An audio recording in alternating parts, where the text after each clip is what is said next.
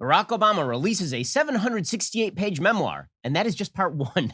Democrats continue to lose their minds over Trump's refusal to concede the race, and politicians call for total COVID lockdowns as the virus spreads across the country. I'm Ben Shapiro. This is The Ben Shapiro Show. Today's Ben Shapiro Show is sponsored by ExpressVPN. Your online activity shouldn't be public. Protect yourself at expressvpn.com/Ben.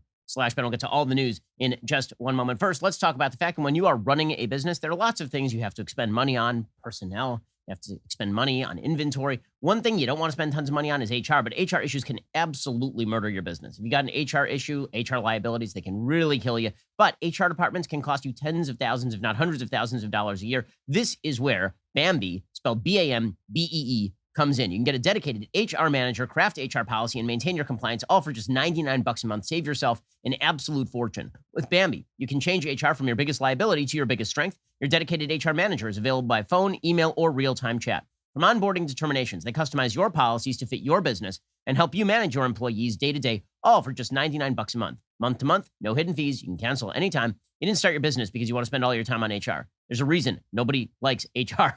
You need to get it handled, because if you don't, it's going to bite you directly on your business butt. Instead, go to Bambee.com/Shapiro right now to schedule your free HR audit. That's BAMBEE.com/Shapiro to get started. Again, Bambee.com/Shapiro to schedule that free HR audit. Okay, so the election still has not been conceded by President Trump, nor probably will it be until all of the states have certified their election results. And to be completely real about this, President Trump is behind by tens of thousands of votes in the states that he needs most. Arizona, he's down by 12 to 13,000 votes. In Georgia, he's down by 14,000 votes. In Pennsylvania, he is down by 45 to 50,000 votes. In Michigan, he's down 150,000 votes. Right, these are margins that it's going to be very difficult in court for him to prove were voter fraud or voter irregularity. Does this mean that our voting system is absolutely clean and pure as the driven snow? 100% not. Okay, the fact is that the mail-in balloting system has real problems with it. When you have hundreds of thousands, millions of ballots going out to people's old addresses, that does create the potential for people to take those ballots, fill them out, and send them in,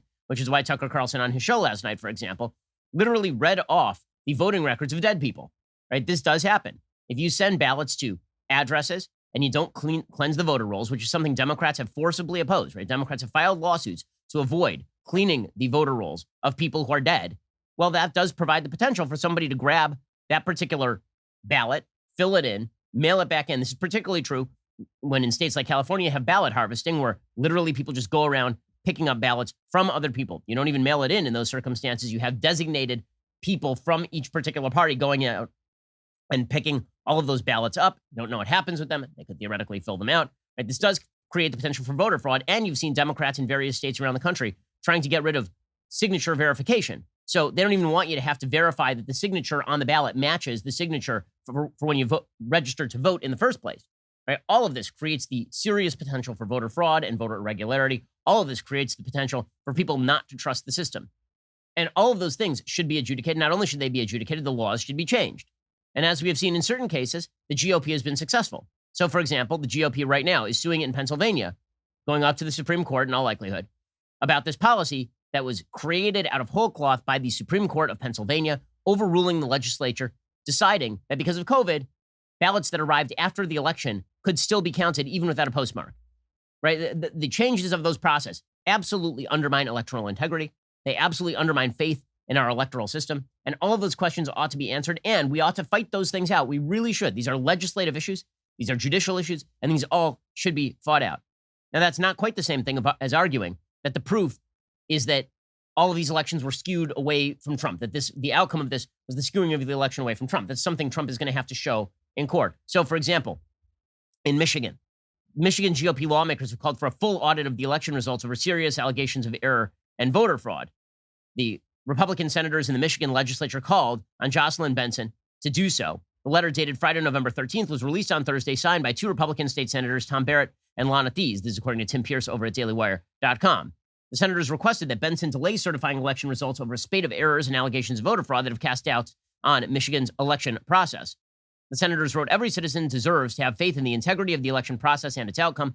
It is our responsibility as elected public servants to assure the people of Michigan of the process's integrity through complete transparency and the faithful investigation of any allegations of wrongdoing, fraud, or abuse. Unfortunately, a number of serious allegations have been made, which cannot and should not be ignored." Now, it is true that none of that should be ignored, that doesn't mean that the state is going to suddenly flip its electors or that they're going to hold a brand new election. Some of the errors that have been made in terms of voter fraud or voter irregularity are, in fact, just that, human error. Some of them probably are voter fraud or voter irregularity. But Leon Wolf over at The Blaze actually went through the affidavits that have been presented by the Trump campaign, 234 pages of affidavits regarding alleged voter irregularities in Michigan. And Leon Wolf, again, of The Blaze, which is a right-wing site, he went through all of it. And what he found is that the testimony contained in the affidavits pertains to fewer than 1,000 total ballots. Although it should be noted that numerous affiants complained they were not able to see what was happening because they were required to maintain 6 feet of social distance or because people were in their way. The material in the affidavits alleging an atmosphere of intimidation and hostility toward GOP poll workers is voluminous.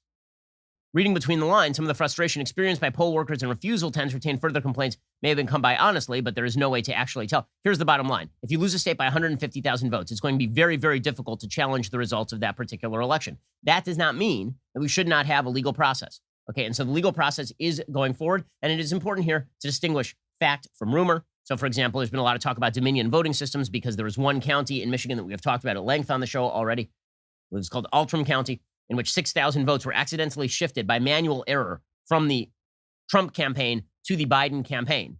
Right? And then that was fixed because they actually have verification processes and all this stuff is double checked. That was switched. Okay, Dominion has also been used in Maricopa County. Maricopa County is run in Arizona by the Secretary of State of Arizona, who's a Republican. And Maricopa County didn't have any problems with the Dominion system. So in other words, a problem with a software system that was human error in Michigan does not mean that everywhere that uses the Dominion system, you're going to see 6,000 votes shift from one side to the other side. In other words, you do have to prove the voter fraud. This is the high legal bar. And I'm explaining the legal bar because I think people have to have a realistic appraisal of the situation right now. The legal appraisal of the situation is pretty obvious, and lawyers right, left, and center will tell you this, right? Just from a legal point of view, the Trump team has a very rough road to hoe here. I mean, it's going to be very difficult for them to climb this particular hill and prove that tens of thousands of votes in a wide variety of states, because now it's not just Pennsylvania. It's Pennsylvania, Arizona, and Georgia were done wrongly. Now, again, does that mean that there is not going to be some proof of voter fraud? There is going to be proof of voter fraud in the media because they're garbage at this. They've decided that voter fraud simply doesn't exist. Right? They've said that voter fraud and voter irregularity are figments of your imagination. Poof. So 5 seconds ago, they were telling you that voter fraud and voter irregularity were going to be used by the Trump campaign and voter suppression in order to prevent Joe Biden from being elected. Then Joe Biden, they think, was elected. And the first thing they do is, boom, cleanest election in history. Nonetheless, a Pennsylvania judge ruled on Thursday that voters who took advantage of an extended deadline to provide missing proof of ID will not have their ballots counted because the government official who gave the extension lacked the legal authority to do so. This is Ryan Saavedra writing for Daily Wire. According to Bloomberg Law, Commonwealth Court Judge Mary Hannah Leavitt ruled Thursday that Pennsylvania Secretary of State Kathy Boockfer lacked the authority to extend the original November deadline by 3 days. Originally, there was a deadline that by November 9th, if you had a ballot that was not properly marked, they would have an ID check. And then Boockfer just decided randomly to extend that by 3 days. The ruling means the battleground state that's already been declared for Joe Biden can't count ballots from voters who submitted missing ID between November 10th and November 12th. Ballots with cured ID issues received before that are not, in fact, being challenged. Still, the number of ballots that we're talking about here is not in the tens of thousands of ballots. It is probably in the hundreds of ballots. If it's in the thousands, it's in the very, very low thousands of ballots. Okay, so that is where things stand, legally speaking. Now, will the process play out? It will play out, right? As I've been saying all along, the media are in a rush to declare this thing, mainly because they know that Trump isn't going to concede this until all of the states have actually verified their counts and until the electors are selected. That's typical Trump. Trump is not going to do that, nor is Trump forced to do that. There's nothing in the Constitution, there's nothing in our legal process that says that if NBC or ABC or Fox News projects that an election has been won by a person, that you then have to concede. Right? That is a sort of nicety that has been typically observed, but it is not, in fact, something that is legally obligated, nor does it have much of an impact on the transition process, as no less than Joe Biden himself has stated. Nonetheless, the media have ramped this thing up because the idea here is that if Trump doesn't concede, it's just more evidence that Republicans are authoritarians and they're terrible and a coup is underway. We'll get to the media's hysteria over all of this in just a second, because again, that media hysteria is not about anything real. It is about the media attempting to defend their own actions over the past 4 years. They've been in a state of constant hysterical insanity for 4 years. And then if it turns out that Donald Trump did lose the election, if it turns out that he is deemed to have lost the election and Donald Trump leaves office and we have a peaceful transition of power, it turns out all of their weird cosplay fantasies about how Donald Trump is Adolf Hitler, they weren't true, and the media just blew out their own credibility for no reason other than pure political partisanship, which is, of course, exactly what they've done. So they have to maintain that fiction going forward. We'll talk about that in just 1 second. First, for those of you wondering where I get all of this massive virality and energy and vigor from, I know you've been wondering. I'll tell you, Black Rifle Coffee. Black Rifle Coffee Company CEO and founder Evan Hafer started the business after over 20 years in the U.S. Army as an infantryman, special forces soldier, and CIA contractor. Evan founded Black Rifle in 2014, along with former Army Ranger Matt Best, as the combination of two passions, developing premium, fresh roasted coffee and honoring and supporting those who serve on the front lines. Black Rifle has donated over 45,000 pounds of coffee, or over 1 million cups of coffee, to soldiers deployed overseas, law enforcement officers, wildland firefighters on the West Coast, and medical workers during the COVID-19 response in 2020 alone. For every coffee purchase you make throughout November, Black Rifle will send a bag of their limited edition holiday roast to a service member currently deployed overseas to be delivered by Christmas morning. I'll tell you what, our service members, they really, really appreciate it. I'll tell you, I would appreciate that if somebody would just send me Black Rifle coffee, because it is absolutely delicious. It tastes great, gives you the boost that you need in the mornings. And as a person with 3 children who wake him up at all hours of the night, I need my coffee. If you want to support the cause, go to blackriflecoffee.com/Shapiro today to get 20% off coffee, apparel, and gear, as well as 20% off your first month of the coffee club. That is blackriflecoffee.com/Shapiro for 20% off coffee, apparel, and gear, as well as 20% off your first month of the coffee club. By the way, the folks at Black Rifle Coffee, they are awesome, awesome dudes. This is a company of testosterone, let me tell you. blackriflecoffee.com/Shapiro. Go check them out right now. Okay, so with all of that said, it's been amusing to watch as members of the Democratic Party declare that the election is over and that if you have questions about the election, you're a very bad person. No less a personage than Stacey Abrams went on TV last night and declared that Joe Biden's lead in Georgia was insurmountable. She was on The View saying this. Now, I will note that Joe Biden's lead in Georgia currently is under 15,000 votes. Stacey Abrams lost her gubernatorial race against Brian Kemp by 50,000 votes, by like 4 times that number. Right? She lost by a lot more votes than Joe Biden is currently winning Georgia, according to the current counts. She says Biden's lead is insurmountable. She also maintains she is governor of Georgia. Are you getting the feeling these folks are not particularly consistent when it comes to their claims of voter suppression or voter fraud, and that actually all they really care about is the result? Here is Governor Stacey Abrams of Georgia. We don't know how long it's going to take, but we are absolutely certain that this lead is insurmountable. It is absolute, and Joe Biden won Georgia. The reality is they have the right to follow the law, and the law permits this type of behavior. And during my election in 2018, we fought through the courts to make sure every vote got counted.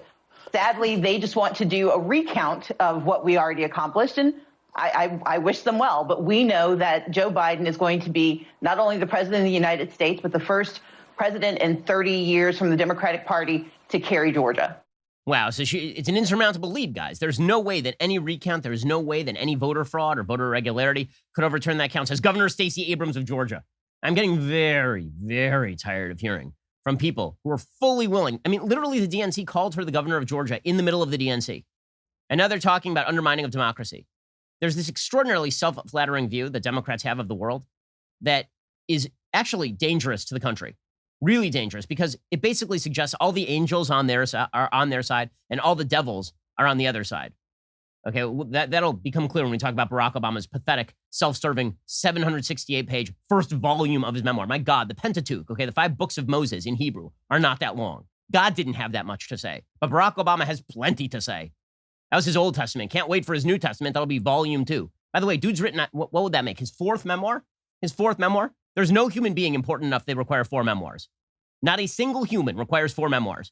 We'll get to Barack Obama in just a second. But Chuck Schumer, right? Chuck Schumer, the Senate Minority Leader, a guy who 5 minutes ago was talking about getting rid of the filibuster, and members of his caucus were talking about adding states willy-nilly to the Senate and packing the Supreme Court. He says that we are at risk of a coup in the United States because Donald Trump won't just say the election is over, which, again, there's no obligation for him to say the election. Let's be real about this. Donald Trump can go kicking and screaming, and as long as he does not actually engage in law breaking, he has not violated anything legally, right? There is no threat to the Constitution if Donald Trump, again, Donald Trump can be whoever Donald Trump wants to be. He can leave office saying the entire thing was a fraud and a sham and all. It's not going to matter one iota. If the Electoral College votes the way the Electoral College is probably going to vote, given the current vote counts and the certifications of state votes as they currently stand, then we will all move on, because that is how the country works. And people will be pissed. And people will have doubts about the voter process. And people will call for rectification of many of the areas of voter unfairness that we have seen across the country. And that's not necessarily a bad thing. But Chuck Schumer, of all people, saying that Republicans are poisoning the well of democracy, says Chuck Schumer, come on. Instead of working to pull the country back together so that we can fight our common enemy, COVID-19, Republicans in Congress are spreading conspiracy theories, denying reality, and poisoning the well of our democracy. The Republicans should stop their shenanigans about an election that President Trump has already lost and focus their attention on the immediate issue at hand, providing relief to a country living through the COVID health and economic crises. Okay, by the way, I do love Chuck Schumer suggesting that Donald Trump is so distracted that he won't pass any sort of relief bill. You know who held up the relief bill? We all know who held up the relief bill. Nancy Pelosi in the House. And it probably cost her House colleagues double digits in the House. Okay, but Chuck Schumer, again, this is all just nonsense. It's all nonsense, and it is self-flattering, politically driven nonsense. I think my favorite comment of the last 24 hours over all of this coup talk came from Seth Meyers. So Seth Meyers was like, Donald Trump, that guy's a threat to democracy. Also, let's get rid of the Electoral College. He's a threat to the system. Let's destroy the system. Let's get rid, you know what I don't like? I don't like federalism anymore, and I don't like the Electoral College anymore. Let's get rid of all of those things in order to restore democracy. Let's get rid of all the institutions. Also, Donald Trump is a big threat to your institutions. Here's idiot Seth Meyers. It's not a good situation when you have one political party committed to democracy no matter the outcome and the other opposed to democracy at all costs. Even if this ridiculous coup attempt fails, it doesn't bode well for the future, which is why we need bold, systemic reforms to empower everyone to vote and honor what the majority of voters actually want, like abolishing the Electoral College and fixing the Voting Rights Act, among other things. These should be no-brainers. If we had a healthy, functioning political system, both parties would react to these ideas by saying, sure, done. Okay, he's such a moron. I'm sorry. Seth Meyers is a moron. Moron. Okay, when Seth Meyers says there that one party is committed to democracy and the other party is not committed to democracy, therefore the party committed to democracy should reinstate the Voting Rights Act, which was put in place in the 1960s. It required pre-clearance from the federal government with regard to drawing of districts, and was designed to be phased out over time when it became clear that these districts were not drawn for racial reasons. And the Supreme Court recently ruled the Voting Rights Act was no longer relevant 50 years after it had been written. He wants that restored so the federal government gets to rule the states on how the districts are drawn. And then he also wants to get rid of the Electoral College. But don't worry, he's the guy committed to democracy. He's totally committed to democracy. Weird how the word democracy tends to shift and change depending on exactly what Democrats want from it. But let's be real about this. All this really comes down to is, as usual, Orange Man bad, Don Lemon letting the cat out of the bag and being triumphalist. Joe Biden's super popular and Donald Trump is super unpopular. And this wasn't a close election. Here is Don Lemon, objective journalist, getting his journalism everywhere. Joe Biden has widened his lead over Trump in the popular vote by more than 5 million ballots in the popular vote. He's way more popular than Trump has ever been or will ever be. Biden has tallied up more than 77 million votes. That's more than any presidential candidate in American history. Can you imagine how the man who is obsessed with ratings and numbers, how that feels? That's all this is about. For the Democrats and for the media, but I repeat myself, it's all about the schadenfreude of suggesting that Donald Trump is getting what he deserves because he's unpopular. By the way, by this measure, you know who's more popular than any Democrat who's ever lived, basically, is Joe Biden. He's won more raw votes, right? He's more popular than Barack Obama by leaps and bounds. Now, do you actually think that Don Lemon believes that? Of course not. Of course not. Okay, in just 1 second, we're going to get to the continuing self-flattering narrative Democrats are painting. So according to Democrats love democracy. Also, Democrats are the only people who care about COVID. We'll get to that ridiculous narrative in just 1 second as COVID spreads across the country. First, let us talk about the fact that a lot of people have a balance on their credit cards and they're just leaving it there. This is like the worst thing you can do financially. It is the worst thing because those credit card interest rates, they really start to rack up, and soon you are paying an absolute fortune on the interest rates. This is how people get tens of thousands of dollars into debt without really even noticing it. Instead, why not go refinance your high interest credit card balances and save with a credit card consolidation loan from Lightstream? Rates start at 5.95% APR with autopay and excellent credit. The rate is fixed, so it'll never go up over the life of the loan. Plus, there are no fees. Get a loan from $5,000 to $100,000. You can even get your money as soon as the day you apply. Lightstream believes that people with good credit deserve a better loan experience. That's exactly what they are delivering. People love Lightstream. Here's what this customer had to say. He said, I heard about Lightstream on a podcast, this podcast, and was able to look on the website and get clear information. The application process was quick and easy. I know people who have really kind of lost their financial future thanks to credit card debt. Get out of credit card debt right now by consolidating those loans. My listeners can save even more with an additional interest rate discount. The only way to get the discount, go to lightstream.com/Shapiro. That's LIGHTSTREAM.com/Shapiro. Subject to credit approval. Rates range from 5.95% APR to 19.99% APR and include 0.50% auto pay discount. Lowest rate requires excellent credit. Terms and conditions apply, and offers are subject to change without notice. Visit lightstream.com/Shapiro for more information. Okay, so as part of the Democrats' self-flattering narrative here, there are a couple of things. One, they love democracy. Republicans hate democracy. Also, Republicans love COVID. Right? This is their other narrative, is that Republicans love COVID. So here is the reality, as some of us have been saying for quite a while. It turns out that nobody has a good solution to COVID. There are no good solutions to COVID. This is why I have been suggesting the only thing that you can really do is expend resources trying to protect the most vulnerable among your population. There's a study recently published, I believe, in the Wall Street Journal that suggested that the number of people who are on Medicare in the United States, essentially everybody over the age of 65, who have died of COVID with no pre-existing conditions, right? Above the age of 65 is 2,500. That means that what you actually have to do is protect not even the old, but truly you have to protect people with pre-existing conditions. Okay, now the thing is, in the United States, that's a lot of people, because there are a lot of people who have diabetes, a lot of people who have asthma, a lot of people who have heart conditions. Hypertension could theoretically be a contributing factor to a bad reaction to COVID. But given widespread community spread, not just here in the United States, but all over Europe, the fact is that the only thing that you can do is shield the most vulnerable. And what that does mean is that if you have vulnerable people in your family, you should wear a mask around them and socially distance, right? That's just the smart thing to do. I have two grandmothers, both of whom are over the age of 90. Thank God they're still alive and doing decently. And if I visited them, I would definitely not visit them without a face mask or without being several feet back, right? I mean, at least 6 feet back. And that is the smart thing to do. And that's the only thing you can do. Now, there's this weird idea out there that if you just lock everything down, this is going to solve everything. But of course, locking everything down is not going to solve everything. All you're going to end up doing is prolonging the agony, in the sense that you lock it down and then eventually you have to reopen. So yes, a vaccine is on the way, but the vaccine is not going to be widely available, we are told, until March or April. Is anybody realistically suggesting that we all be confined to our homes from November until March? Is anybody really suggesting that at this point? Even the WHO doesn't suggest that that is a good idea. Even Anthony Fauci suggests that that is not a good idea. And Anthony Fauci is about as hawkish on lockdowns as anybody in the American federal government right now. Fauci appeared on Good Morning America yesterday, and he said, there's no appetite for locking down. We shouldn't be pushing full-scale lockdowns at this point. There is no appetite for locking down on the American public, but I believe that we can do it without a lockdown. I really do. I mean, sometimes when people talk about the measures that I'm suggesting we double down on, they equivocate that and say that, well, that makes that not a lockdown. It isn't necessarily lockdown. You could still get businesses going. You could still have economic forward thinking while you're doing that. You don't necessarily have to shut everything down. Okay, so that actually is accurate, right?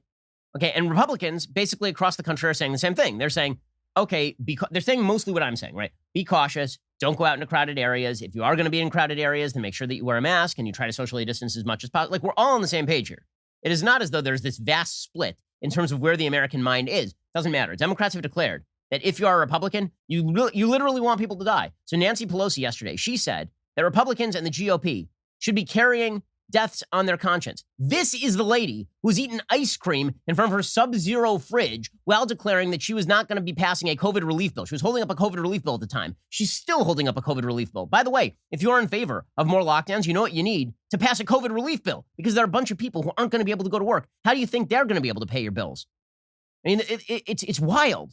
Nancy Pelosi, the woman who was saying, come on down to Chinatown and party with us in late February, is now declaring that it's Republicans' fault that this thing has spread across the country. Even as she held up the relief bill for her own nefarious political purposes, which completely backfired on her own caucus. This is the master politician. Here she was yesterday declaring, again, herself on the side of the angels and her enemies on the side of Satan. If the Republicans want to be cold-hearted and say they don't care, or as the president's son said, 225,000, I think at that time, that's no big number kind of thing. No, every single one of those deaths is important to us. We carry those people in our hearts. And they should be carrying them on their conscience for what they did not do Since we passed the bill, the HEROES Act, over 100,000 more people have died. That could have been prevented. Okay, she has never explained exactly how she would have prevented those people from dying. Nor will she explain Fauci is still in the Trump administration. For all of Trump's fulminations about Fauci, dude is still in the federal government. Alex Azar, the Secretary of Health and Human Services, under Trump, said yesterday that during Thanksgiving, we have to make sacrifices to keep people alive. That might mean fewer parties, more social distancing, more mask wearing. Like, there is no vast gap here between Republicans and Democrats. The only vast gap is that Democrats have taken the political incentive structure and completely perverted it. So they are now in favor of vast lockdowns, including of places that are not risk centers like schools. We'll get to more of this in just 1 second. First, let us talk about a service that is just fantastic. Okay, this is one I'm enjoying personally, like on a really personal level. I'm talking about myphoto.com. It's awesome. Okay, so on your phone, you have a bunch of photos. You've not done anything with them because it is a giant pain in the butt to try and make some sort of photo book out of all of those photos, or to print it out and then go to a framing store or something. Instead, what you need is myphoto.com. It is crazy easy and it's crazy fast. It takes any photo and makes it into a metal, glass, wood, picture. I mean, these beautiful pieces. It literally takes 2 minutes to do it. I get it in 5 days. It comes in a stunning gift box. It makes a great holiday gift. With the holidays coming up, I barely need to do anything to make something personal and special. So I took a couple of pictures. I sent them directly into myphoto.com. Literally took 2 minutes. And just 5 days later, I got in the mail this beautiful acrylic frame. It really shines. It's beautiful, of me and my kids at a wedding recently. It's really terrific. You got to try it right now. Go to myphoto.com. You can easily see your photo on all their products, and then you simply purchase. You can use the promo code BEN25 today for 25% off. Again, use promo code BEN25 today for 25% off. You're going to get beautiful products, great holiday gifts. Go to myphoto.com right now. Use the code BEN25 and get 25% off, especially this holiday season when you might not be able to see friends and family face-to-face. Makes a fantastic holiday gift. You'll see how easy and fun it is, and you can do it like every month. You can do it every couple of weeks, right? You see, you have a great photo, mail it in, boom, it comes back, and now you put it right on your desk. It's just great. And by the way, I know the founders of the company, excellent, honorable people. Go check it out right now, myphoto.com. Use the code BEN25 and get 25% off. Okay, so as I say, there is no partisan conflict over the fact that when it comes to COVID, people should exercise a certain level of caution. This is not particularly controversial. Here's Secretary of Health and Human Services Alex Azar, who is a member of the Trump administration, saying that we need to be cautious about this. Reduce the number of people at your gathering. If you can open the windows, let more ventilation in. We've got very practical things. Even if you have a ceiling fan, set it so it pulls the air up instead of down. Use single-use servings for individuals. Wear your face coverings, because I want to make sure, even if we make sacrifices this Thanksgiving and Christmas, those sacrifices are for a reason, so that everybody you want to be with will be here for next Thanksgiving and next Christmas. Okay, so again, not a huge gap, except that Democrats have artificially created a gap about COVID, where if you just say, you know what, the economy should remain open, you should be careful, you should try to shield your fellows who are particularly vulnerable, then this means you're evil, right? You're on the side of Satan. Even as Nancy Pelosi holds up the COVID relief efforts, you're on the side of Satan.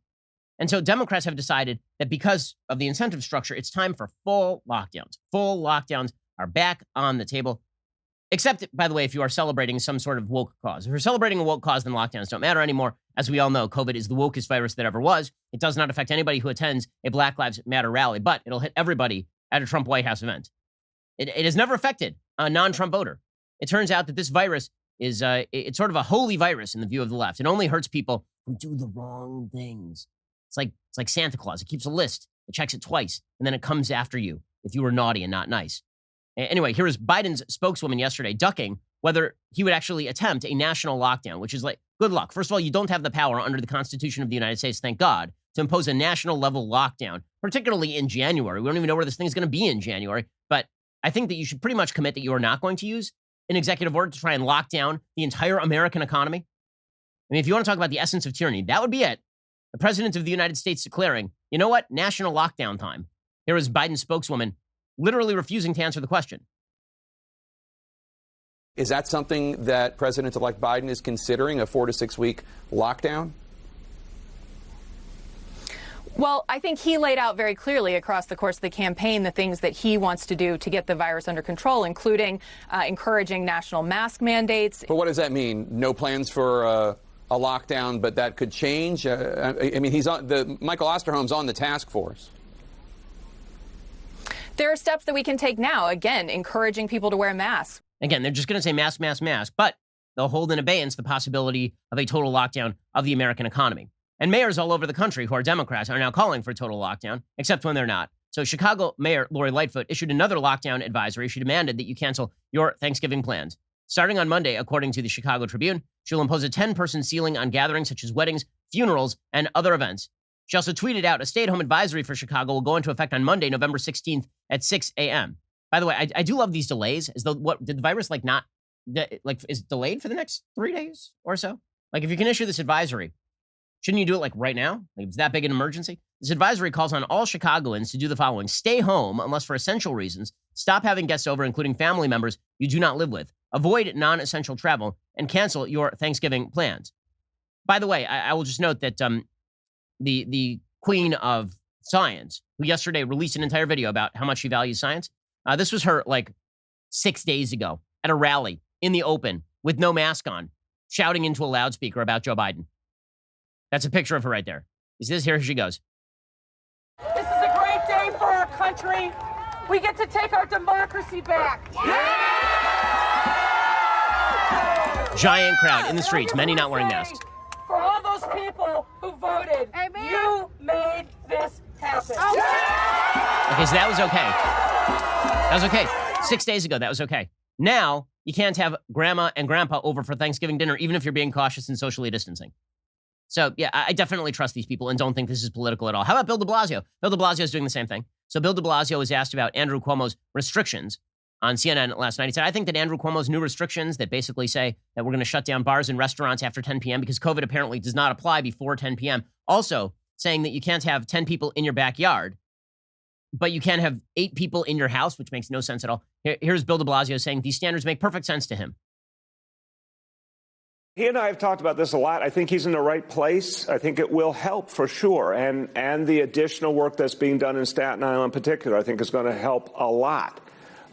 Look, the goal here is to turn this around. We're still at one of the lowest levels of positivity in the country. We can drive it down again. Okay, and I'm just going to note that, like, again, 6 days ago, here was Bill de Blasio in the streets celebrating with people. It's liberation. It's just joyous. People have felt this weight and a sense of we're divided, and we shouldn't be that way. And now there's a feeling that anything's possible, that we can heal again, that we can move forward. And look, Joe Biden and Kamala Harris did something amazing.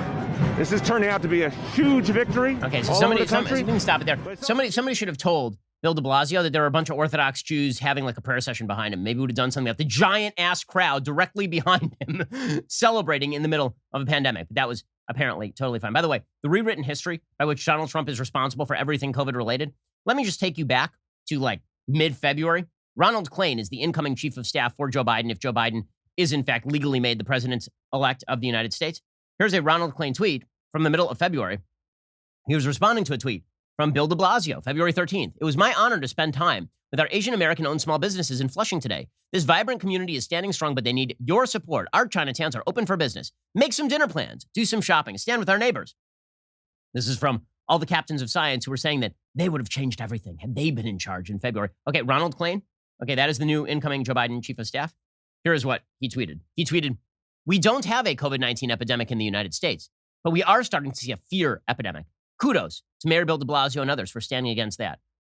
So it's not that everybody does their best here and people make mistakes. It's that the political priors decide everything. They do. If Donald Trump was talking about the dangers of the Wuhan virus in February, then it was xenophobic and he should go down to Chinatown. If Donald Trump started talking about how the issues with COVID were overblown, then it was lock everything down immediately. The binary nature of politics is one of the stupidest things in the world, one of the dumbest things ever. By the way, again, CNN was spending the week talking about how these parties in the streets, this celebration, this block party that was happening all over the United States, it was good. And then yesterday they had on a medical guest and they were like, you know what, you should cancel Thanksgiving because gathering should not be the norm.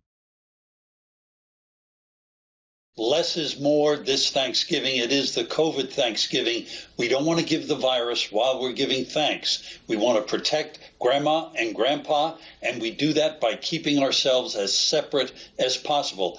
As much as we would like to get together, this year, separation should be the norm. Please, everybody, be careful. We don't want Thanksgiving to be a spreader event. Okay. Honestly, I don't disagree with a lot of this because bottom line is that people are going to have to act in responsible fashion. I'm just not going to hear it from a bunch of people who 5 seconds ago were saying it's totally fine to gather in the streets and swig from the same champagne bottle because you don't like Donald Trump. It's so irritating and so stupid, and it undermines faith in science. It undermines faith in the media. The same people who shout science are at the same time shouting that racism is a scientific issue that requires you to be out in the streets. Like, I'm sorry, I'm not going to pay any attention to you guys. I'm just not. Right? I'll pay attention to people who have been consistent, that large-scale gatherings in the middle of a pandemic are bad all the way through. Like, those people I will listen to. I will listen to people who have said that we should be cautious all along. I'm not going to listen to people who are like, either willy-nilly, depending on your political point of view, you can do what you want, or you can't do what you want at all.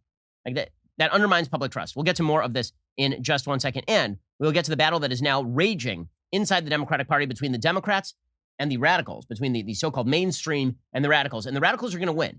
The reason the radicals are going to win is because they are the mainstream. Okay, the fact is that the moderates inside the Democratic Party are now the minority in their own party, and the reason is because of Barack Obama. And he's making this very clear with his voluminous tome of memoirs. We'll get to that in 1 second. First, you have one asset that is probably worth more than all of your other assets, maybe combined. That, of course, is your home. And you really don't have to worry about somebody stealing your home, right? I mean, it's not like somebody backs up a Brinks truck and then they just load your home onto the back of it. What they can do, however, is they can steal the asset value you have in your home title. A cyber thief can find your home title, digitized, kept in government and business servers or in the cloud, forge your signature on a quitclaim deed stating you sold your home to that hacker, and then done. He takes out loans against your home until all your equity is gone and you have just piles of debt. You won't know until the collection calls start pouring in. You're not protected by insurance, your bank, or common identity theft programs. Home Title Lock can protect you. Home Title Lock puts a barrier around your home's title. The instant they detect tampering, they help shut it down cold.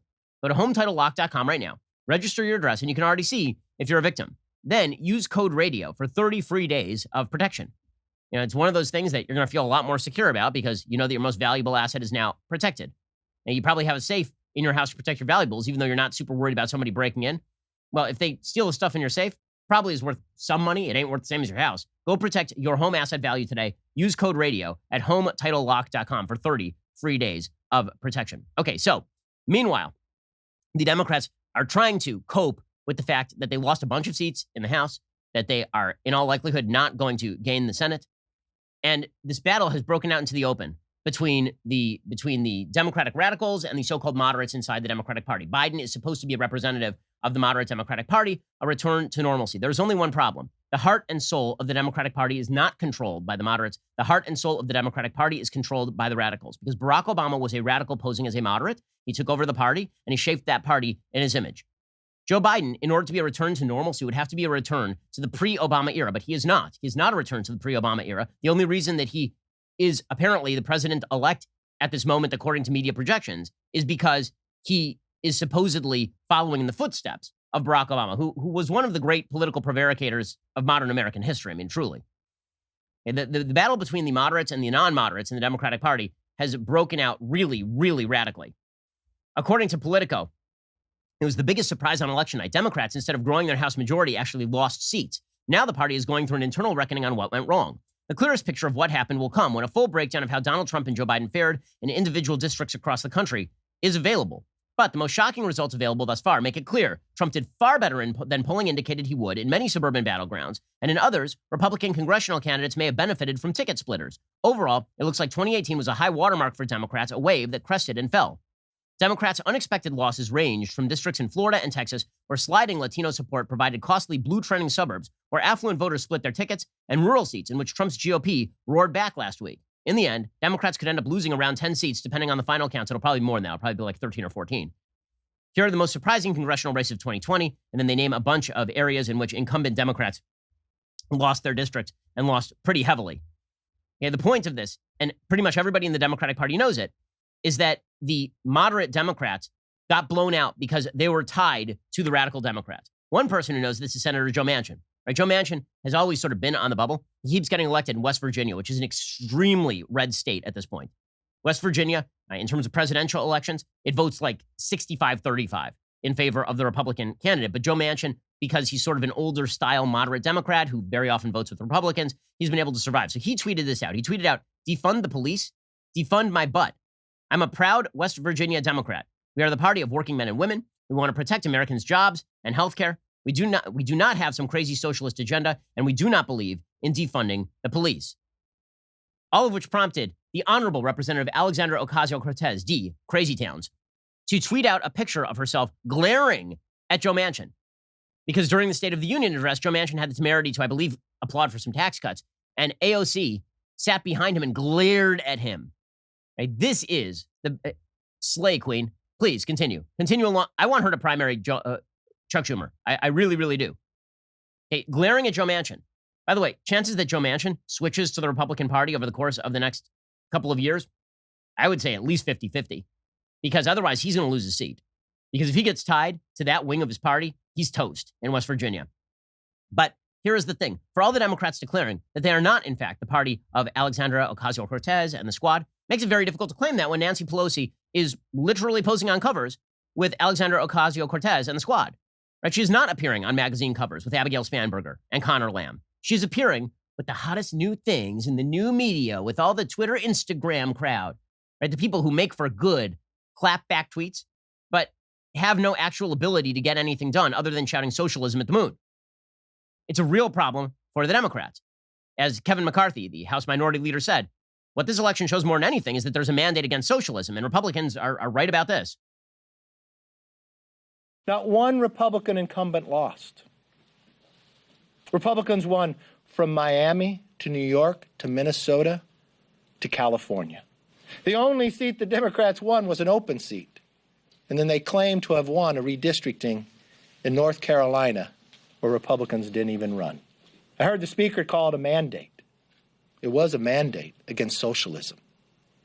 It was a mandate against defunding the police. It was a mandate against wasting a majority that the Democrats have done for the last Congress. Okay, so the Democrats have been pushing back against this by saying we're not socialism, we're not defunding the police, we're not that radical. There is only one problem. This is not the party of Bill Clinton. If Bill Clinton ran on his 1992 platform today, he'd be in the Republican Party. Real talk. Okay, that is the reality. This is Barack Obama's Democratic Party, and Barack Obama's Democratic Party is not, in fact, the party of Hillary Clinton or Joe Biden even. Barack Obama's Democratic Party is the party of Alexandra Ocasio-Cortez. It is the party of Rashida Tlaib. It is the party of Ilhan Omar, who's just better at hiding it. What Barack Obama was great at doing was pretending that he was in the mold of old school Democrats, when actually he's just an intersectional politician who is deeply ensconced in all of the lies of the socialist and race-baiting left. And Barack Obama was excellent at lying about this. This is what, and we'll get to his memoir in just a second because it really does spell all of this out. If you read what we now know about his memoir, if you read it, what you will see is that Barack Obama in ideology is much closer to people like Ibram X. Kendi or Robin DiAngelo than he is to Joe Manchin. We'll get to that in just one moment. First, shopping for home and auto insurance, it can seem like a daunting task, but protecting the things you've worked for hard is very important. The trick is knowing where to find the right coverage at the best possible price. That is why Policy Genius makes it easy. They combine a cutting-edge insurance marketplace with help from licensed experts to save you time and save you money. Policy Genius saves their home and auto customers an average of $1,000 per year by reshopping their rates. Here's how it works. First, you head on over to policygenius.com. You answer a few quick questions about yourself and your property. Then, Policy Genius does the rest. They compare rates from over 30 top insurers from Progressive to Nationwide to find the lowest quotes. Their licensed experts will look at all the ways to maximize your savings, including bundling your home and auto policies. If Policy Genius finds a better rate than what you're currently paying, they will get you switched over for free. That kind of service has earned Policy Genius a 5-star rating across over 1,600 reviews on Trustpilot and Google. So if you're a homeowner, head on over to policygenius.com right now to get started. They've saved their home and auto insurance customers an average of $1,000 a year by reshopping. Policy Genius, when it comes to insurance, it's nice. It's very important to get it right. And again, they can do all sorts of insurance for you, not just home and auto. They'll do disability. They'll do life insurance. They'll take care of all your insurance needs. Go check them out right now at policygenius.com. All right, we're going to get into Barack Obama and how this is Barack Obama's party, but it's not Barack Obama's moderate party. It's Barack Obama's radical party. His memoirs are making that absolutely clear. We'll get to that in 1 second. First, if you are not already disgusted by the legacy media, you absolutely should be. The media preemptively called the election in favor of Joe Biden, like on election night. They are further claiming that Trump is undermining America. He's undermining democracy by not conceding, even though there is no legal obligation for him to concede. Just because CNN and Fox News say something, that doesn't actually make it true. It means they are pushing particular narratives. Our founder, God King Jeremy Boring, details this travesty in the latest episode of his new podcast, Enough. His first episode released a few weeks ago. It immediately charted number 6 on all Apple podcasts. Go check it out. Leave a review if you like what he has to say. Not only do the media declare the election for Biden, The media has already shifted from demonizing Trump and his supporters to flattering Biden and Harris before they've even taken office. I mean, they're providing him the full body massage. Well, if you're sick of the media feeding you the narrative, replace your cable, replace your news subscriptions with the Daily Wire. Stop paying the people who are feeding you actual narrative misinformation.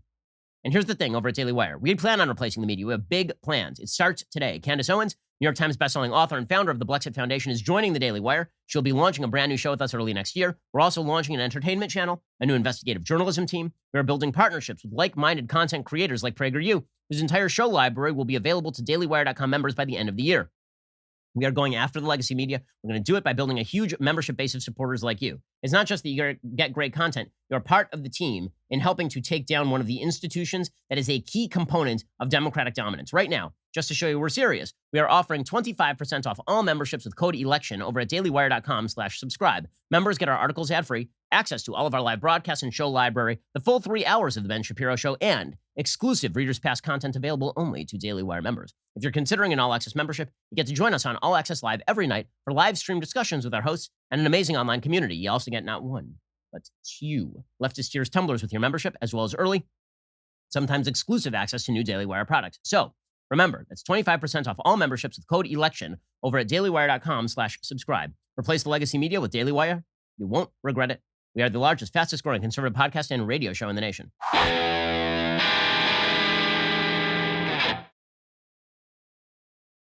Alrighty, so let's talk about the fact that this is Barack Obama's Democratic Party.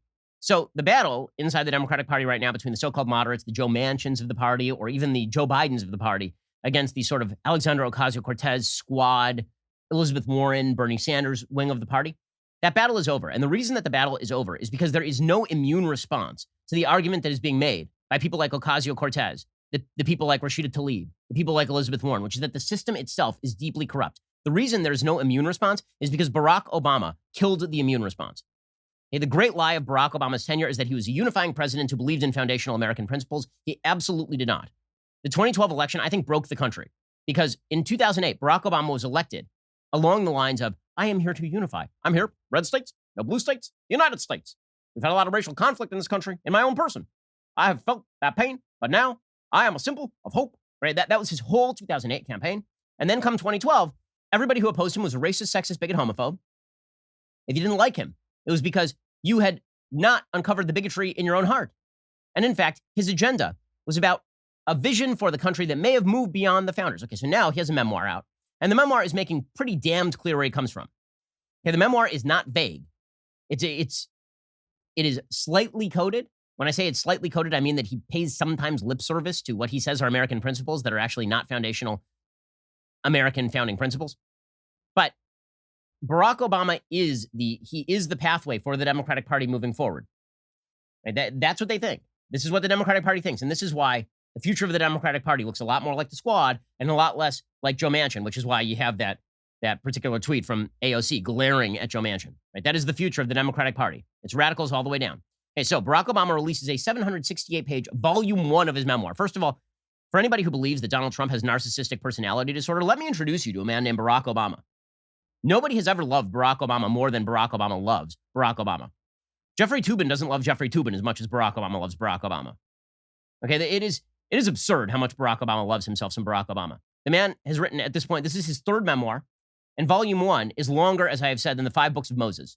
Not kidding. In the original Hebrew, this is a 768-page memoir. That's volume 1. Okay, he didn't accomplish anything when he did Obamacare, and then he had a bunch of executive orders, and he undermined the fundamental unity of the country. So I guess there are a few things that he did, but is that worthy of like 1,500 pages? Maybe he'll just continue writing these memoirs forever. I don't know Winston Churchill wrote this many memoirs, and Winston Churchill was actually an important human. I don't think that Barack Obama is a particularly important human in the vast panorama of American politics, except for destructive things that he has done to the body politic. Okay, but that doesn't stop the media from just drooling over him. The New York Times book review, Barack Obama is as fine a writer as they come. It is not merely this book avoids being ponderous as might be expected, even forgiven of a hefty memoir, but that it is nearly always pleasurable to read sentence by sentence, the prose gorgeous in places, the detail granular and vivid. Jeffrey Toobin writing that right there. I mean, that is a lot of book review journalism going on right there. Okay, so what does Barack Obama actually say in his memoirs? Well, we have an early excerpt from The Atlantic, another place that is basically a Barack Obama stenographer. And Jeffrey Goldberg famously was sort of the place that Barack Obama would go to vomit all of his bile at his enemies, and Jeffrey Goldberg would just sit there and write it and nod along. In fact, Jeffrey Goldberg was so much of a tool of the Obama administration that Ben Rhodes, who was a fiction writer who helped craft the Iran deal, the garbage Iran deal, openly stated that he used Jeffrey Goldberg as a stenographer for his idiotic politics. Anyway, The Atlantic, which fired Kevin Williamson for the sin of being pro-life, but obviously will print nearly anything. Ibram Kendi writes over there. They printed some of Barack Obama's memoir. Here are the paragraphs that stick out the most. Okay, so the theme of Barack Obama's presidency and his life is that he is disappointed in you. You get this from Michelle Obama too. He's disappointed in you, and he's disappointed in American democracy, because what he wants from you and from American democracy is a radical remaking. He wants a radical reshifting. He talks about the contest between Democrats and Republicans, and of course, it goes to this deeper point that Democrats have fallen headfirst into, which is that if you do not believe in the Democrats' radical agenda on every score, it is because you're a racist, sexist, bigot, homophobe. This is Barack Obama, a twice elected president by wide margins both times, talking about how the American people are garbage. He says, this contest is not new. Right now, we are seeing a crisis rooted in a fundamental contest between two opposing visions of what America is and what it should be.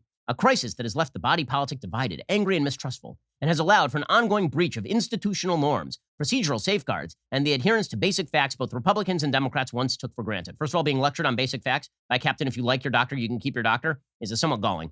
But Barack Obama says this contest is not new, of course. In many ways, it has defined the American experience. It's embedded in founding documents that could simultaneously proclaim all men equal and yet count a slave as 3/5 of a man.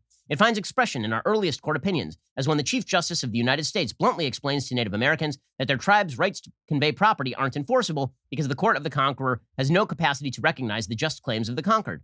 It's a contest that's been fought on the fields of Gettysburg and Appomattox, but also in the halls of Congress.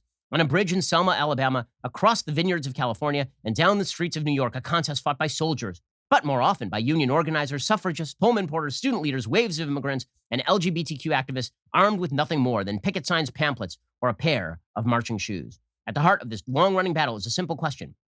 Do we care to match the reality of America to its ideals? Do we really believe that our notions of self-government and individual freedom, equality of opportunity, and equality before the law apply to everybody? Or are we instead committed, in practice if not in statute, to reserving those things for a privileged few, right? Again, if you don't believe in all the radical policy prescriptions of Barack Obama, then you believe in reserving freedom and prosperity and equality of opportunity to a privileged few. Right? You're a bad person. Not only are you a bad person, it turns out, you might be a racist, and also the founding fathers might be a racist. So he says, I'm all in favor of founding principles, even though I might not really believe that the founding principles are in fact the founding principles.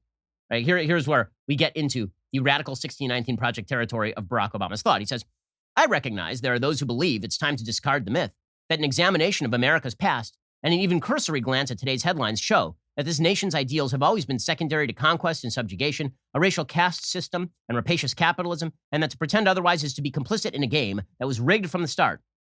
And I confess, there have been times during the course of writing my book, as I've reflected on my presidency and all that's happened since, when I've had to ask myself whether I was too tempered in speaking the truth as I saw it, too cautious in either word or deed, convinced as I was that by appealing to what Lincoln called the better angels of our nature, I stood a greater chance of leading us in the direction of the America we've been promised. I don't know. He doesn't know. He doesn't know. He doesn't know if these were actually, maybe the myth is wrong. Maybe America was founded in racist, sexism, bigotry, homophobia, exploitation. And then he says, what I can say for certain is I'm not yet ready to abandon the possibility of America. Oh, so again, you guys, you just keep disappointing Barack Obama. But here's the thing. In order to not disappoint Barack Obama, what you have to do is you just have to concede. That's what you need to do. You need to concede to all of his radical opinions. And if you don't, it's because you want a worse America. You're a bad person. Okay, this is AOC kind of language. This is not the language of unity. This is not the language of discussion. This is not the language of a common vision for the future. This is the language of radicalism. Barack Obama speaks it fluently. He's able to cover it in a way that the radicals in the squad aren't, but he's every bit as radical as they are. It just takes him a little bit longer to word his way around it. This is what made him good at what he did. It's also what makes him a demagogue. Okay, so let's talk for a second about Barack Obama's role in polarizing the country. So I know that there is this myth, this media-created myth that Barack Obama brought the country together. He was great. His only scandal was a tan suit. Wonderful, wonderful man, Captain Unity over here. And that Barack Obama is a unifying figure in American public life. He is absolutely not. Barack Obama was a radical in sheep's clothing. He always was. If you read Dreams from My Father, he makes this very clear. He says, in Dreams from My Father, that the same things drive terrorism in Jakarta as drive crime in the heart of Chicago, right? Not ideology, not philosophy, but poverty, right? There's a Marxist vision of how the world works, that poverty drives crime and terrorism. And if you just correct the economic problems, then everything is fine. He also has a very essentialist vision of race in the United States. His belief of race in the United States is that we ought not treat people as individuals, but that we ought to treat people as members of groups, as intersectional groups, right? That you're a victim if you are a member of a particular group. And in fact, because Barack Obama is a member of a group, right? Because Barack Obama is black, Barack Obama is a victim too. And he makes this clear in his memoir. He's a victim, a man who was elected by an overwhelming majority of the voting public of the United States in both 2008 and 2012 is apparently a victim of deep-seated American racism. And any inability to effectuate his agenda is because, number one, the American people are too stupid, and number two, because the American people are too racist. This is the great shift that has happened in our politics. Okay, if you look back to 2000 or even to 2004, there are pretty significant differences between the party, particularly in terms of economic vision. But there was no great argument about the foundations of the country. There was no great argument that America was essentially and in its root racist. And you heard people calling each other racist for no apparent reason and because they thought that it was politically popular to do so. But the truth is that that argument was largely ignored. It was largely seen as overwrought. See, here, if you go back to the 1960s, when a lot of these issues first sprang full-blown into the American public consciousness, now obviously they'd been simmering under the surface, and some for quite good reason had been simmering under the surface. And that bubble bursting in the 60s had some very good effects, and it had some very bad effects. Obviously, the good effects would be the civil rights movement. The bad effects would be the complete destruction of traditional notions of morality, for example. Okay, but in the 1960s, a couple of things happened. One, there was a failure of the liberal vision when it came to the role of government in American life. So in the 1960s, there was a vision of the anointed that suggested that government could cure all problems. And so government on an economic level was going to take on new burdens. It was going to cure all the problems. It was going to overthrow the rapacious rule of capitalism. And it was going to guarantee the fundamental freedoms promised by FDR, freedom from fear, freedom from want, and all the rest of this, right? This is LBJ's Great Society program. Government was now going to care for all of us. So that was movement number one. There was simultaneously a second movement, and that was a movement to fight racism in American life. Initially, an excellent movement, because it was, in fact, fighting racism in American life. It culminated in the Civil Rights Act, right? And all of that was good. And then, in the late 60s, the notion of racism itself began to transmute. Shelby Steele talks about this. The definition of racism began to move from people thinking of each other as inferior based on race or crafting policy in order to make another race worse off. And it shifted into something significantly more vague. Something that didn't make a whole hell of a lot of sense, right? That was any inequality of outcome could be attributable to the system. The system was responsible for all inequality, and therefore the system itself was inequitable, and the system had to be torn down. This was a perspective first mouthed in the late 1960s by Stokely Carmichael, who at the time was the head of it was before he was the head of the Black Panthers, actually. So Stokely Carmichael suggested institutional racism, right? The idea was that any institution that ended with inequality between groups was a racist institution. This could include things like freedom of speech. If freedom of speech ended with more inequality between black and white, then freedom of speech itself was a tool of the powerful against the oppressed, right? This is what Barack Obama is talking about in that little section of his memoir quoted earlier in The Atlantic, where he says there are people who believe that all the systems of the United States are basically a myth, a cover for oppression and power dynamics. And Barack Obama kind of believes that too. So that was a Stokely Carmichael point talking about the institutions of the United States. You had these two simultaneous movements, right? One was that government had the power to correct all the economic ills of the entire society and fix everything. And the second was that all of the institutions of government were themselves infused and infected with racism and bigotry and power dynamics and exploitation. Well, it turns out over the course of the subsequent 20 or 30 years, both of these narratives started to fall apart. So first of all, the narrative that government was capable of taking care of you through all circumstances and fixing all problems and solving inequality, it completely fell apart by the 1970s when the American economy started to collapse in on itself like a dying star. Right? It ended with the election of Ronald Reagan in 1980 after a decade of essentially complete economic stagnation between like the late 1960s and 1980. Pretty much complete economic stagnation. It ends with the Reagan Revolution. And that culminates in Bill Clinton, Democrat, claiming that the era of big government is essentially over. Right? So that was line number one from the left that falls apart. Then there's line number two from the left that falls apart. And that is that there is no way to overcome our racism in the United States. that what we have to do is we have to shift our thinking on racism so as to achieve equality of outcome. And this results in an actual widening of gaps in the United States. It results in a slower growth of the black middle class. It results in serious crime problems because as the government starts to incentivize people to commit crimes and not punish crimes, you get this vast wave of crime, particularly in heavily minority areas that are disproportionately poor. And so by 1994, the Republicans and the Democrats are getting together and they are saying, okay, this is not working. We're going to need to actually crack down on crime. What if we just treated everybody as an individual? What if we treated everybody as an economic individual in charge of their own life, right? The era of big government is over. And what if we treated everybody as an individual in terms of personal responsibility? If you commit a crime, no matter what your race, you're going to go to jail, right? And if you are cheating welfare, we're not going to give you welfare. Welfare reform is now going to be a bipartisan thing in order to promote work, right? We're going to treat you as an individual. We're not going to treat you as a member of a group that is owed some sort of reparations by a perversion of the system. Right? So both of these twin narratives from the 60s have basically died by the early 1990s. And after the fall of the Soviet Union, they basically remained dead, right? Even throughout the Bush administration, the growth of government never really stops after 9/11, right? The growth of government really picks up and accelerates after 9/11. But the basic idea in Americans' minds that government can't solve all your problems, and also that people ought to be treated racially as individuals, right? Everybody should be treated as an individual. These basically become centralizing principles, and they exist in both parties. In 2008, Barack Obama runs on both those principles. And in 2008, Barack Obama says we need change, right? Because it's the middle of a recession. We need change, fundamental change. But he doesn't define the change. And so people say, okay, well, he's sort of moderate, right? Joe Biden himself says he's the first guy that white people find non-threatening. And what he means by that is that he's not Jesse Jackson out there on the barricades shouting about how America is endemically racist, right? So Barack Obama comes along and he campaigns as basically blah, right? He campaigns as unity candidate who in his very personage is going to declare an end to the racial conflict that has plagued the country for so long, the nation's founding sin. He is going to alleviate that founding sin by allowing America to say, look how far we've come. Look what we've been able to accomplish. He comes in on the wings of eagles in 2008, blowing out John McCain, an actual war hero. And he comes in on the wings of having like 5 minutes of legislative experience and making one speech in 2004 at the DNC. That is his entire experience. Okay, so he comes in, and then what does he proceed to do? He proceeds to not only revivify both of the 1960s narratives, but to tie them together, right? In his person, he proceeds to tie them together. Two narratives again: government can solve all your problems, and two, America, its systems are itself racist. And what he says is, government can only solve all of your problems if the right people are running the government. And also, if you refuse to acknowledge that government can solve all of your problems, it's because you want the systems to remain racist and exploitative. And that's why Barack Obama can so easily shift into this language where he suggests, okay, guys, if you oppose my agenda, it's because you're racist. It's because you don't like me personally. It's not that you reject the fundamental notion that government can solve all these problems. It's because you hate me. It's because you're in favor of exploitation. It's because you're in favor of racism. So in his memoir, Barack Obama makes this absolutely clear. This was always his campaign, right? This is what he did in 2012.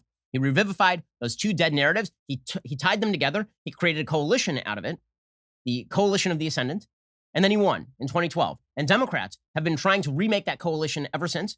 And the problem is that Joe Biden actually campaigned in the same way that Obama did in 2008. But the coalition that he's relying upon is Barack Obama's 2012 coalition with a few add-ons. And the base is not Barack Obama's wide base of 2008. The base is still that core of 2012 from Barack Obama. And so he's going to be very hard-pressed to reject those people who made him and who are going to continue to support his agenda. This is why the radicals are in charge. So Barack Obama's memoir makes all of this perfectly clear, apparently. According to CNN, right, which has an early copy of this huge doorstopper, Obama writes, "It was as if my very presence in the White House had triggered a deep-seated panic, a sense that the natural order had been disrupted, which is exactly why Donald Trump understood when he started peddling assertions that I had not been born in the United States and was thus an illegitimate president. For millions of Americans spooked by a black man in the White House, he promised an elixir for their racial anxiety." Now, it's weird because Donald Trump switched a bunch of states that Barack Obama had won. Right? Barack Obama won Wisconsin and Michigan and Pennsylvania. He won Florida. Donald Trump switched all of those, or he flipped all of those. So were all those people not racist when Barack Obama was in office and then racist later? How did that happen exactly? But again, Barack Obama believes that anyone who opposes his agenda, right, the radical left agenda that says government can solve all your problems, government is the only thing we have in common, is what the DNC put up on its big board at the 2012 DNC. And if you don't believe that, it's because you hate Barack Obama. It's because you hate black people, according to Barack Obama. And he says this over and over and over. He says, quote, about Sarah Palin joining the ticket in 2008, quote, through Palin, it seemed as if the dark spirits that had long been lurking on the edges of the modern Republican Party, xenophobia, anti-intellectualism, paranoid conspiracy theories, and antipathy toward black and brown folks were finding their way to center stage. Again, Barack Obama identifying himself as America, and if you oppose Barack Obama, you oppose America, and namely, you really, really don't like black people, is what Barack Obama suggests. And he keeps suggesting it over and over and over. There are only two reasons, according to Barack Obama, to ever oppose Barack Obama. One is you were stupid, and the other one was you were racist. It could also be both. Right? So in 2010, after his party got shellacked, because it turns out Americans rejected Obamacare. They did not want Obamacare. Obama said, as far as I was concerned, the election didn't prove our agenda had been wrong. Shocker. It just proved that I'd failed to rally the nation, which to me was just as damning. Oh, it was just about how the American people were too stupid to understand what he was saying. Okay, Obama also says that the reason that he picked Joe Biden to go and negotiate with the Republicans, he literally says this, is because if he picked Joe Biden was white. And and maybe he'd be able to get his agenda through. Maybe he'd be able to get his radical agenda through if you put a white face on it. Because again, the only reason to oppose the agenda was not because you oppose the agenda. The only reason to oppose the agenda is because you didn't like black people. He says, quote, one of the reasons I'd chosen Joe to act as an intermediary, in addition to his Senate experience and legislative acumen, was my awareness that in McConnell's mind, negotiations with the vice president didn't inflame the Republican base in quite the same way that any appearance of cooperation with black Muslim socialist Obama was bound to do. Okay, so again, the idea here is that Joe Biden was only picked because he was white, right? Because the American people are just a bunch of vicious, horrible racists. He talks about the Henry Louis Gates incident. He says the reaction to my comments on Gates, this Henry Louis Gates, where he said that the Cambridge police acted stupidly after arresting Gates after Gates refused to show ID. He says it was my first indicator of how the issue of black folks and the police was more polarizing than just about any other subject in American life. Those feelings just continued during the rise of Palin and the Tea Party, Obama writes, recalling how Michelle Obama caught a glimpse of a Tea Party rally on TV. She seized the remote and turned off the set, her expression hovering somewhere between rage and resignation. It's a trip, isn't it, she said, that they're scared of you, scared of us. Again, that is what Barack Obama did to the country. Instead of us being able to hash out economic issues, instead of us arguing about the size and scope of government, instead of us acknowledging two basic truths, people should be treated as individuals on the economic level, and people should be treated as individuals without regard to race. Barack Obama reversed both of them, then tied them together. That is the Democratic Party. The reason this is important is not because of Barack Obama. It's because the Democratic Party is now built on that fused pillar. It is built on the graft between socialistic ideology and intersectional ideology. They've been tied together, and that is the root of the Democratic Party today. Democrats are not going to be able to escape this. They cannot run away from it. It was born in Barack Obama. It is not going to die with Barack Obama. It is now in the bloodstream, and it ain't going away. Okay, that ideology, that intersectional socialistic ideology, that is not going away. It has been revivified. And if you think that Joe Biden is going to be able to ignore it, I have serious doubts that he will be able to ignore that. Okay, so at the end of every week, I try to do a little bit of Bible talk because it's a little bit inspirational going into the weekend. Since we are talking about socialism and property rights, there's been a weird idea in a lot of philosophy, a lot of Western philosophy, going all the way back. And not only Western philosophy globally, that private property is an evil. Right? If you read Rousseau, the idea is that everybody lived free, and the first person who put up a fence had somehow sinned against original creation. There was this idea of the noble savage living in the wilderness and not believing in private property. Now, as it turns out, on an anthropological level, that simply is not true, right? People actually did mark off territory, they did claim territory, and that's always been true. But the idea is that property itself is the root of all evil. Now, that is a misread of New Testament principles in Christian circles, right? The actual quote from the New Testament suggests that greed is the root of all evil. Not that property itself or property ownership is the root of all evil, but love of money, not money. Love of money is the root of all evil. Right? The quote from the New Testament about how it's easier for a camel to pass through an eye of a needle than for a rich man to enter heaven, that is descriptive. It is not normative. It doesn't mean that if you're rich, you can't enter heaven. It means it's very difficult for a person who is rich to enter heaven because they have the lure of money at them at all times. Okay, but one of the things about the Old Testament is pretty damn clear that private property is not just something that is good, it is necessary.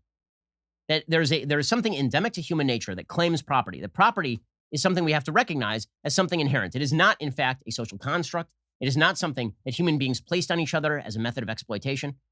property is a way for us to imprint our stamp on the world. There's a great book by the historian Richard Pipes on property that is well worth getting. He talks about this at length, the sort of ideology and philosophy of property. Now, on the right in American politics, there's a lot of talk about why private property is useful. There's sort of a utilitarian take on capitalism, which is that capitalism works, right? It makes everybody richer. It makes everybody more prosperous. It allows for more freedom, and thus it is good. Okay, but there's very little sort of moral explanation of why property ownership is good. Property ownership is good because you are not just your body. You are the things around you, right? When you think of your family, you think of them as an extension of you. And you think of your house as an extension of you. And you think of your things as an extension of you. And this goes all the way back to childhood. You can see little kids fight over objects all the time, right? It actually takes civilization in order to get them to learn sharing. But little kids have an innate animals have an innate capacity to claim things, right? They want to claim the things around them. That is not inherently bad. What is, in fact, it can be very good because it allows people to stake a claim and then stand on that claim. So that comes up in this week's Parsha, in this week's Torah portion that the Jews read every week. This is the portion in which Sarah dies, called Chayei Sarah. It's from the book of Genesis. So after Sarah dies, Abraham is trying to find her a burial place. And he goes to Hebron, he goes to Hebron, and he buys the cave of Machpelah, Marat Machpelah. Okay, this is still now disputed territory. It has always been Jewish territory. According to Jewish philosophy, Abraham, Isaac, and Jacob, and Adam are all buried in. I've actually been there. It's an amazing place, Hebron. It is in Judea and Samaria.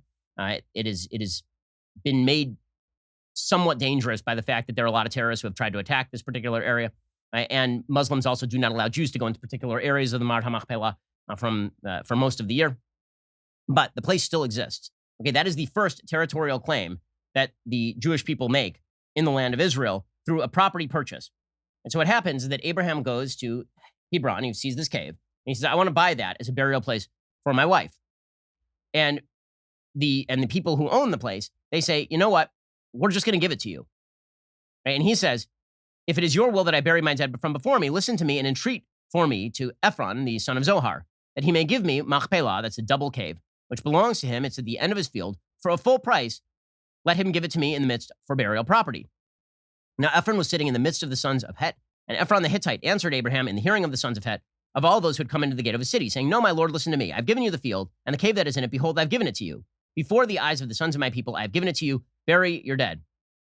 And Abraham spoke to Ephron in the hearing of the people, and he said, But if you only would listen to me, I'm giving the money for the field. Take it, and I'll bury my dead there. And Ephron said, My lord, listen to me. A piece of land worth 400 shekels of silver. What is it between me and you? Bury your dead. And Abraham listened to Ephron, and Abraham weighed out to Ephron the silver he had named in the hearing of the sons of Het, 400 shekels of silver accepted by the merchant.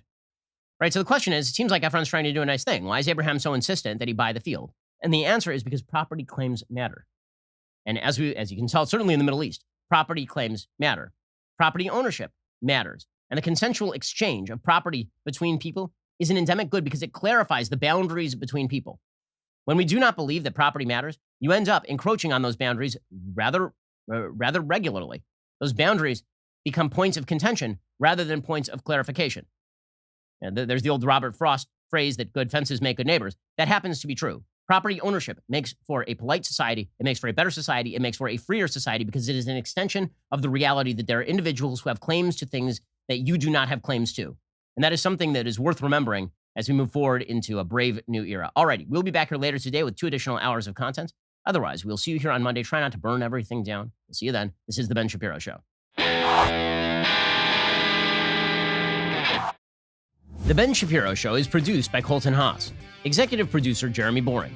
Our supervising producers are Mathis Glover and Robert Sterling. Production manager Pavel Wydowski. Our associate producers are Nick Sheehan and Rebecca Doyle. The show is edited by Adam Sayevitz. Audio is mixed by Mike Coromina. Hair and makeup is by Nika Geneva. The Ben Shapiro Show is a Daily Wire production. Copyright Daily Wire 2020.